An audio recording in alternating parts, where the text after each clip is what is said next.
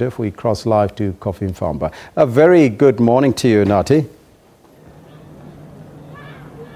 Very good morning to you too, Elvis, and the viewers as well, and welcome back to Cofimvaba. Indeed, we are broadcasting here from this UN-sanctioned Road Safety Week. It is the South African launch of this global initiative, and I can tell you that the formal business of the day is about to get underway. I mean, we started out very early in the morning, at around 6 o'clock to be precise, with roadblocks where traffic department officials, including the deputy minister, stopped and searched a few cars, and a few of them were found to be unroadworthy with unlicensed drivers. Yet they were transporting kids, young kids, to schools around villages here, and a lot of them were impounded, potentially saving lives of these young kids, because you can never predict when an accident is going to happen. I mean, the formal business, the formal event is about to get underway, like I highlighted. And I can tell you that a lot of school children are here. You can tell by the various school uniforms that they are wearing here.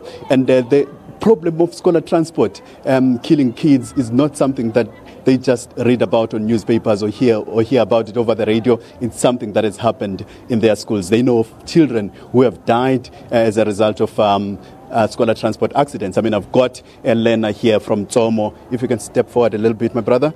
He is from a school that has experienced 2 scholar transport accidents, resulting to the serious injuries of 2 of his colleagues. Brother man, tell me, what happened at your school? You said that there were 2 accidents that took place last year. It was sometime beginning of the year, while the first student at Sochana. What happened was that when the bus had met where it usually stops, unfortunately, for my own information, it had problem with brakes or something. So when she was about to get inside the bus, she slept. Then her arm was broken in such a way that, like, as I speak with you right now, she has no arm. The second one, it's a T-junction here, 40.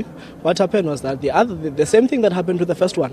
While she was about to get inside the bus, well, it passed her. Yeah. Then when she was trying to enter inside, she slept again. Then she dislocated her leg. That's what happened. And I'm sure, tell us about the quality of the transport that you use as scholar transport. I'm not going to lie, it's very, very, very bad. It's very bad. It's very, very, very bad. Like, if you could go there and see what the students are going through. But at some point, we're very grateful that at least we've got a transport to take us from school and to home. And have you raised this issue with government or the teachers and other relevant people? Well, the teachers know. The parents know. But I could say they chose to do nothing. I'm not sure that the Department of Education know about this, but I'm sure that the school knows. Like, they are there, we know. But I would say that because we are from Tsomo, so we've got no knowledge on what to do about these things. A very, very sad story, brother man. Let's move over to UCC. I understand that you guys have come up with a possible solution to the problems that are being experienced in these areas here. Tell us, what have you done? We think that there should be overhead bridges by the schools. For example, at St. James, we have a hostel across the school. So what happens is there are zebra crossings, but people avoid the zebra crossings. They just pass through. And what happens is a lot of kids are involved in car accidents because they have to cross. So with overhead bridges, I think it would be easier because they would avoid contact with the cars. They would just walk over the bridge. See, that's what happens. And then again, we don't have parking lots for scholar transports. So what happens is the scholar transports stop wherever. And what happens is that us as school children, as we come out at 4 o'clock, we want to walk in groups, but there's no space. So what happens, we end up walking on the roads because sometimes you'd find that there are cars parking anyway. So we have to walk on the roads, which results in car accidents. For example, there is my friend, we were all walking together and she was bumped by a car. Because why? Because there are no pavements. So if we had a place to walk on, that wouldn't have happened. And then again, what happens is we also have, by the school, a lot of there are boarding houses everywhere. So what happens is there is Extension 3 Poly. So there is a gravel road there. So we think that if there was a tar road, it would be easier for us to know where to walk. Because what happens is, if there's a gravel road, the cars don't know where to walk. And we know that if there was a tar road, we would know that we have to face oncoming cars. So with the gravel there, we don't know which side to walk on because cars just come fast, and then they walk.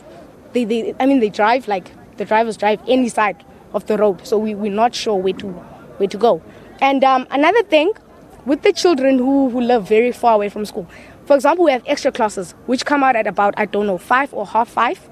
So now we don't have offloading zones for children. So that endangers our lives, because now we may be dropped off by the stop, which is like, maybe 5 kilometers walk to the hostel. So what happens is that now we have to walk, and it's dark. It's winter now, especially. So if we leave school at about half 5 and we have to walk, it's not safe.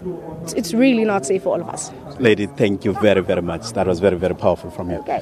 All right, there you have it, Elvis. We heard it for yourselves from the kids themselves. They are telling us horror stories of accidents that are actually taking place here. You may think it's a rural town. There's not a lot of traffic around here, but accidents do happen in those dead roads that drivers feel they can do whatever they feel like doing there. We do have parents here who have sadly lost a number of parents who have sadly lost their children through this scholar transport. However, for them it's too traumatic. Unfortunately, they are unable to speak to us, but they did confirm that indeed they had lost their children here. So that is the state of affairs here, and we hope that this gathering will turn the situation around and we'll see a stop in this carnage. Thank you, Unathi, live from the Eastern Cape there with that report.